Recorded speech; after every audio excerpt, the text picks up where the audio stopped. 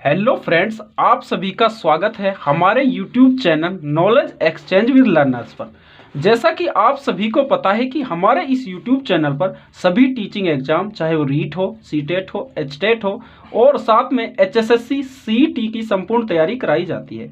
इससे पहले हम अपने इस यूट्यूब चैनल पर बहुत सारी वीडियोस अपलोड कर चुके हैं। अगर फ्रेंड्स आपने अभी तक वो वीडियोस नहीं देखी हैं तो आप उन्हें भी ज़रूर देखें। हमने सभी सब्जेक्ट्स की अलग अलग प्लेलिस्ट बना दी है, उन सभी में आप जाकर उनको वॉच कर सकते हैं। आप सब फ्रेंड्स इस चैनल को सब्सक्राइब कर लें और अपने दोस्तों को भी शेयर करें, क्योंकि इस चैनल की ताकत आप सभी हैं। आप सभी की बदौलत ही ये चैनल जो है बहुत अच्छा ग्रो कर रहा है। हर कंपटीशन एग्जाम की तैयारी करने वाले तक ये जो वीडियो है वो पहुंचनी चाहिए। अब फ्रेंड्स हम बात कर लेते हैं, आज की इस वीडियो में हम बात करेंगे साइंस की। सब्जेक्ट जो हमारा है वो साइंस है और टॉपिक जो हम बात करेंगे, संतुलित भोजन में कौन कौन से जो पोषक पदार्थ होते हैं और साथ ही में एक पोषक पदार्थ यानी विटामिन्स पर हम डिटेल से चर्चा करेंगे। अब फ्रेंड्स सबसे पहले हम बात कर लेते हैं बैलेंस्ड डाइट यानी संतुलित भोजन होता क्या है। फ्रेंड्स जैसा कि आपको नाम से ही पता चल रहा है कि बैलेंस मतलब सभी जो पोषक तत्व हैं, जो हम जिन पोषक तत्वों को हम भोजन में लेते हैं, उन सभी की जितने हमारे शरीर को आवश्यकता है, अगर वो उस हिसाब में या उसी जो हमारे उसी तरीके से हमें मिल रहे हैं, उसी जो है पार्ट्स में वो मिल रहे हैं, तो हम उसको जो भोजन हम ले रहे हैं वो हमारा संतुलित भोजन है। मतलब उनका जो है एक जो हमारा अच्छे से उनका जो पार्ट्स में डिवाइड होना, यानी जैसे हम बात करें कार्बोहाइड्रेट्स, वो हमारे भोजन में लगभग 60% होता है, प्रोटीन यानी 20% लगभग होता है, और जो हमारा वसा है यानी फैट्स है उसकी भी हमें लगभग दिन में 20% जो है हमारे लिए होता है। ये हमारे मेनली जो मेन पोषक पदार्थ हैं वो है। उसके बाद सूक्ष्म है जैसे हमारा विटामिन है, खनिज लवण वगैरह, ये सभी संतुलित भोजन में जो है पाए जाते हैं। अब फ्रेंड्स बात कर लेते हैं हम पोषक पदार्थ होता क्या है, यानी कि न्यूट्रिएंट्स होते क्या हैं। न्यूट्रिएंट्स का अगर हम अध्ययन करते हैं तो किसमें करते हैं, ट्रोफोलॉजी में। किसमें करते हैं, ट्रोफोलॉजी में। अब पोषक पदार्थ होते क्या हैं, कार्बनिक व अकार्बनिक पदार्थ हैं जो कि हमारे अस्तित्व को बनाए रखते हैं। मतलब कार्बनिक पदार्थ वो पदार्थ जिनमें कार्बन पाया जाता है, कार्बन से मिले हुए पदार्थ जो कार्बन से मिलकर बनते हैं। अकार्बनिक पदार्थ वो पदार्थ जिनमें कार्बन की एब्सेंस होती है, मतलब कार्बन जो है प्रेजेंट नहीं होता। ऐसे सभी पदार्थ जो हमारे अस्तित्व को यानी हमें जीवित रखने के लिए जरूरी है और हमारा जो स्वास्थ्य है वो एक अच्छा स्वास्थ्य, गुड हेल्थ के लिए जो है पोषक पदार्थ जरूरी होते हैं। और यही पोषक पदार्थ अगर हमें एक आवश्यकता अनुसार हमारे शरीर को मिलते रहें तो वही होता है बैलेंस्ड डाइट। अब बात कर लेते हैं फ्रेंड्स पोषक पदार्थ। पोषक जो पदार्थ हैं वो कितने प्रकार के हैं, वो जो मात्रिक अनुसार यानी मात्रा, किसकी ज्यादा मात्रा चाहिए और किसकी कम मात्रा चाहिए, उसके आधार पर पोषक जो तत्व हैं उन्हें दो प्रकार में बांटा है। कितने प्रकारों में बांटा है, दो प्रकार में। एक होता है स्थूल पोषक तत्व यानी मैक्रोन्यूट्रिएंट्स। मैक्रोन्यूट्रिएंट्स का मतलब है जो तत्व हमारे शरीर को बड़ी मात्रा में यानी ज्यादा मात्रा में चाहिए, उनको हम स्थूल पोषक तत्व कहते हैं। और सूक्ष्म पोषक तत्व जो है माइक्रोन्यूट्रिएंट्स। माइक्रोन्यूट्रिएंट्स का फ्रेंड्स मतलब है जो हमें बहुत कम मात्रा में, केवल एक छोटा सा भाग होता है हमारा जो हम भोजन लेते हैं उसमें केवल थोड़े से पाए जाते हैं, लेकिन है जरूरी। अगर नहीं पाए जाएंगे तो इनसे काफी सारे रोग हो जाते हैं, पर हमें चाहिए जो होते हैं वो थोड़ी मात्रा में चाहिए होते हैं। अब फ्रेंड्स हम बात कर लेते हैं स्थूल पोषक तत्व में क्या क्या आता है। कार्बोहाइड्रेट जो हमारे जो भोजन है उसका लगभग 60% होता है, जैसे जिसमें हम ये अनाज खाते हैं, जैसे रोटी है, बाजरा है, चावल है, ये ज्यादातर हम खाते हैं। इसका 60% जो है हमारा जो भोजन होता है वो कार्बोहाइड्रेट ही होता है। अब बात कर लेते हैं वसा। वसा में ये घी, तेल वगैरह आता है, इसका लगभग हमें 20% जो है हमारे भोजन में होना चाहिए। प्रोटीन जो हमारा शरीर की वृद्धि के लिए, जो कोशिकाओं की मरम्मत के लिए जो चाहिए होता है, 20% लगभग हमारे भोजन में होना चाहिए। अब फ्रेंड्स बात कर लेते हैं सूक्ष्म पोषक जो हमारे तत्व हैं यानी माइक्रो। माइक्रो मतलब थोड़े, छोटा होता है, जो अल्प मात्रा में, केवल कैसे चाहिए थे, बहुत थोड़ी मात्रा में ये चाहिए थे होते हैं। इसमें कौन कौन से आते हैं, आपने नाम सुना होगा विटामिन जो रोगों से हमारी रक्षा करता है, और खनिज लवण जो जैसे कैल्शियम, पोटेशियम, फास्फोरस, सोडियम, ये भी हमें थोड़ी थोड़ी मात्रा में जरूरत होती है। अब बात कर लेते हैं फ्रेंड्स हम कंपोनेंट्स ऑफ फूड्स, मतलब भोजन में कौन कौन से अवयव जरूरी होते हैं। मेनली हम बात करते हैं 7 पोषक पदार्थों की। कितने पदार्थों की बात करते हैं फ्रेंड्स? 7 पोषक पदार्थों की हम बात करते हैं। पहला होता है कार्बोहाइड्रेट, जो हमारे शरीर को लगभग 60% जरूरत होती है भोजन में। वसा जो है फैट्स, जिसमें घी तेल वगैरह आते हैं, जो तरल पदार्थ हैं वो आते हैं, वो 20%।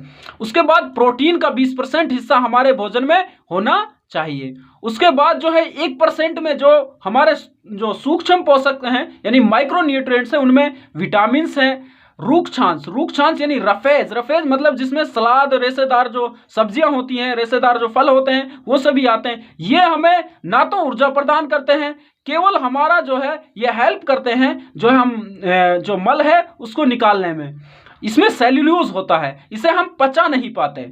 उसके बाद खनिज लवण जैसे कैल्शियम, पोटेशियम वगैरह जो हमारी हड्डियों और दांतों के लिए जरूरी है, उन चीजों के बारे में भी हम स्टडी करेंगे। जल यानी जल जो है ये भी बहुत ज़्यादा हमारे शरीर के लिए ज़रूरी है, क्योंकि एक्सक्रीशन जो सिस्टम है हमारा वो इसी से चलेगा। जल से ही जो हमारा जो पसीना के लिए जो है वेस्ट मटेरियल पसीने के द्वारा निकलता है, वो भी जल से ही निकलता है। अब फ्रेंड्स हम बात कर लेते हैं इसके एक टॉपिक्स की बात करेंगे जो हमारे भोजन का अवयव है। इसका एक टॉपिक जो है इसका आज हम बात कर लेते हैं विटामिन पर। किस पर बात कर लेते हैं? विटामिन। ऐसा कोई भी एग्जाम नहीं है जिसमें कम से कम 1 या 2 क्वेश्चन विटामिन से नहीं आते हैं। पर्टिकुलरली टीचिंग एग्जाम में तो कम से कम 1 क्वेश्चन सभी एग्जाम से विटामिन का देखने को मिलता है। अब बात कर लेते हैं विटामिन का अगर हम जिस शाखा में हम स्टडी करते हैं उसको कहते हैं विटामिनोलॉजी। क्या कहते हैं? विटामिनोलॉजी। इनका विटामिन का अध्ययन को क्या कहलाता है? विटामिनोलॉजी। अब बात कर लेते हैं फ्रेंड्स विटामिन के बारे में। विटामिन की खोज अगर आपसे पूछे तो आप बताओगे हॉपकिंस। किसने की है? हॉपकिंस ने। और साथ में अगर सहायक अगर हॉपकिंस अगर ऑप्शन में आपको ना मिले तो आप क्रिश्चियन आइजकमैन अगर ऑप्शन में मिल रहा है तो इसको भी लगा सकते हैं।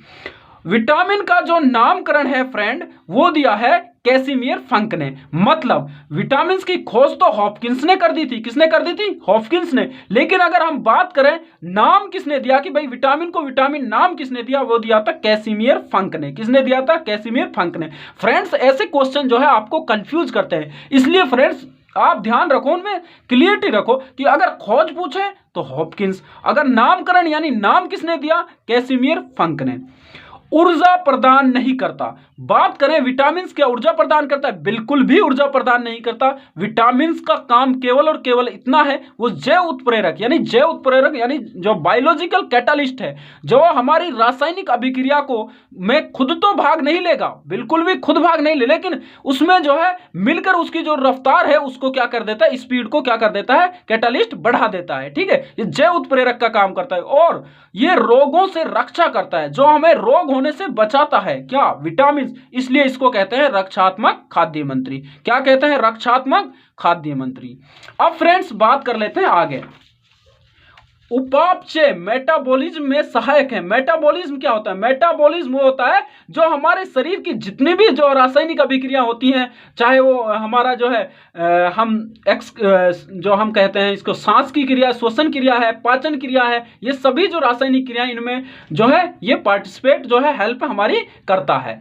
शरीर की ग्रोथ एंड डेवलपमेंट यानी वृद्धि व परिवर्तन, जो हमारी ग्रोथ और डेवलपमेंट है उसमें भी विटामिन जो है हेल्पफुल है। अब बात कर लेते हैं फ्रेंड्स मानव शरीर के लिए विटामिन। हम ज्यादातर 13 विटामिन के बारे में स्टडी करते हैं। बात कर लेते हैं विटामिन ए होता है, बी, सी, डी, ई और के। और बी जो है, बी ग्रुप को हम कहते हैं बी कॉम्प्लेक्स कहते हैं, क्योंकि बी का जो ग्रुप है वो थोड़ा बड़ा है। इसमें बी आता है, B1 आता है, B2 आता है, B3 आता है, B5 आता है, B6 आता है, B7 भी आता है, B9 आता है, B12, B7 को बायोटीन कहते हैं। आगे हम फ्रेंड्स पढ़ेंगे। अब बात कर लेते हैं फ्रेंड्स विटामिन जो हमारे होते हैं वो 2 टाइप के होते हैं। किसके आधार पर? घुलनशीलता के आधार पर। किसके आधार पर? घुलनशीलता। अगर हम बात करें जल में जो घुलनशील है वो 2 विटामिन है। कितने विटामिन है? 2। यानी बी एंड सी हम याद कैसे रख सकते हैं? WBC से। मतलब W मतलब वाटर और B और C, इसको हम याद रख सकते हैं। ठीक है फ्रेंड्स, आगे बात कर लेते हैं वसा यानी जो हमारे फैट्स जो हमें पढ़ी थी, जो मतलब लगभग हमारे भोजन का 20% जो हिस्सा होता है, उसमें जो घुलनशील विटामिन होते हैं वो हैं 4। कितने हैं? 4। KAD। फ्रेंड्स आप इसे कड़ी से याद रख सकते हैं। ये कितने 4। अब फ्रेंड्स वैसे तो मैं ट्रिक में विश्वास नहीं करता क्योंकि जो सक्सेस है उसका कोई शॉर्टकट नहीं होता, पर फिर भी एक ट्रिक देख लेते हैं। रथ 1 टन, रथ 1 टन। अब जो रथ है यानी रेस है रेटिनोल, रेस है रेटिनोल। ये क्या है? केमिकल नेम यानी रासायनिक नेम जो है, जो हमारा ए है उसका रासायनिक नाम क्या है? रेटिनोल। जो यानी थे से थाइमीन, थाइमीन जो है बी का रासायनिक नाम है, बी का रासायनिक नाम है। ए से मतलब एस्कॉर्बिक एसिड, क्या है? Ascorbic acid. ये किसका नाम है? विटामिन सी का। डी का जो रासायनिक नाम है वो है कैल्सीफिरोल यानी के। ई का जो रासायनिक नाम है वो है टोकोफिरेल यानी टे। अब जो के है वो यानी के है उसको फिल्लोक्विनोन भी कहते हैं, नेफ्थोक्विनोन भी कहते हैं। ये इनमें से कोई सा भी अगर आपको नाम दिखे तो विटामिन के। आगे फ्रेंड्स पढ़ेंगे क्यों फिल्लोक्विनोन कहते हैं, क्यों नेफ्थोक्विनोन कहते हैं। अब एक नोट है, नोट को आपको याद रखना है। विटामिन एच, विटामिन एच जिसको बायोटीन कह सकते हैं, और वो क्या है? Vitamin B7। या तो विटामिन एच आ जाए या बायोटीन आ जाए या B7 आ जाए। ना तो ये जल में घुलता है और ना ही ये फैट्स में घुलता है। ये फैक्ट्स आपको याद रखना है फ्रेंड्स, पूछा जा सकता है क्योंकि हम ज्यादातर जो है फैट्स और जो है यानी वाटर में घुलनशील पढ़ते हैं। हमें ये पता होना चाहिए कि बायोटीन एक ऐसा है जो ना तो जल में घुलेगा और ना ही वसा में। अब फ्रेंड्स एक और नोट देख लेते हैं। विटामिन डी के अलावा अन्य विटामिन हमारे शरीर में नहीं बनते हैं, हमें ये बाहर से लेने होते हैं। विटामिन डी कैसे बनता है? विटामिन डी हम सूर्य के जो प्रकाश है उससे जो हमारे शरीर है वो खुद विटामिन डी को बना लेता है। ठीक है फ्रेंड्स, इसलिए आपको जो है सर्दियों में जो है धूप में बैठना चाहिए। अब बात कर लेते हैं फ्रेंड्स विटामिन ए की। विटामिन ए भी अगर हम बात करें तो ये 2 पार्ट्स में डिवाइड है। विटामिन A1 जो है रेटिनोल है, विटामिन A2 का जो नाम है हाइड्रोरेटिनोल है। क्या है? हाइड्रोरेटिनोल। अब फ्रेंड्स इन सभी का जो है हम इन सभी जो हमारे विटामिन हैं इनकी स्टडी हम इस टाइप से करेंगे कि विटामिन कौन सा है, उसका केमिकल नेम क्या है, उससे होने वाला अगर उसकी कमी हो जाए तो कौन सी डिसीज होगी, और उसको कहाँ से प्राप्त किया जाता है या कहाँ से हमारे शरीर में वो आती है या हम उसे लेते हैं। ठीक है फ्रेंड्स, अब बात कर लेते हैं सबसे पहले विटामिन ए की। किसकी बात करेंगे? विटामिन ए की। विटामिन ए का जो नाम है, जो रासायनिक नाम है वो है रेटिनोल। क्या है? रेटिनोल यानी रेटिनोल। अगर केमिकल नाम पूछा जाए तो रेटिनोल। अब फ्रेंड्स क्वेश्चन यहां से मैक्सिमम पूछे जाते हैं कंपटीशन एग्जाम में कि रोग कौन सा होता है? रोग होता है रतौंधी। कौन सा होता है? रतौंधी। और रतौंधी रोग किससे रिलेटेड है? आंखों से रिलेटेड है। किससे रिलेटेड? आंखों से। फ्रेंड्स इनको दिन में तो दिख जाता है जो इस रोग से ग्रसित होते हैं, रात में लेकिन इनको नहीं दिखता। दूसरा जो है जीरोफ्थैल्मिया, ये भी आंखों से रिलेटेड है, इसमें ड्राई आईज हो जाती हैं। 2 रोग आप ध्यान रखना यही पूछे जाते हैं। अब बात कर लेते हैं फ्रेंड्स सोर्सेज। इसके मतलब कहां से ये हमें मिलता है? गाजर में, मछली के यकृत से, पपीता से, केले से, आम में। अब फ्रेंड्स आपको एक थोड़ा सा एक कॉमन चीज दिख रही होगी, लगभग पीले जो फल है जैसे पपीता है, केला है, आम है, इनमें ये ज्यादा देखने को मिलता है। संक्रमण रोधी, रोगों से लड़ना, मतलब संक्रमण रोधी, ये संक्रमण होने से हमें बचाता है, मतलब उनका जो रोग है उनसे लड़ता है। विटामिन ए, ये फैक्ट याद रखना फ्रेंड, विटामिन जो ए है वो खट्टे पदार्थों में एब्सेंट रहेगा यानी उनमें अनुपस्थित रहेगा, उनमें नहीं मिलेगा। लीवर में निर्मित और इकट्ठा होता है। अब फ्रेंड्स बात कर लेते हैं विटामिन B1 की। किसकी? B1 की, यानी कि थायमीन। इसका जो केमिकल नेम है थायमीन। ये जो है चावल में पाया जाता है, लेकिन जब हम उसकी पॉलिश कर देते हैं तो नष्ट हो जाता है। फ्रेंड्स ये क्वेश्चन पूछा गया है कि ऐसा कौन सा विटामिन है